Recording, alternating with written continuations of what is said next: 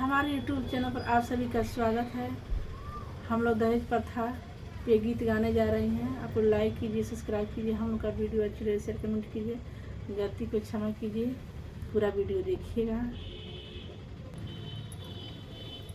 बेटी दिहनी काढ़ी के कर जवा हो, दहेजवा अब कलेब समधी जी। बेटी दिहनी काढ़ी के कर जवा हो, दहेजवा अब कलेब समधी जी। पेट काटी काटी के पढ़वनी कलेजवा, पेट काटी काटी के पढ़वनी कलेजवा, पेट काटी काटी के पढ़वनी कलेजवा।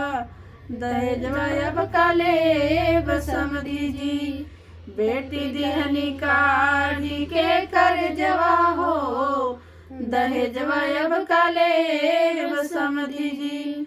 बेटी दिहनी काढ़ी के कर जवा हो, दहेजवा अब कलेब समधी जी। पोसल पिजड़वा के उड़वनी चिरैया, पोसल पिजड़वा के उड़वनी चिरैया। अब जनी मांगी कुछ परता निपैया, अब जनी मांगी कुछ परता निपैया।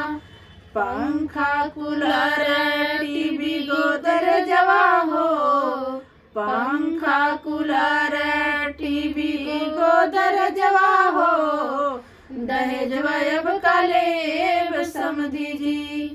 पंखा कूलर टीवी गोदरेजवा हो, दहेजवा अब कलेब समधी जी।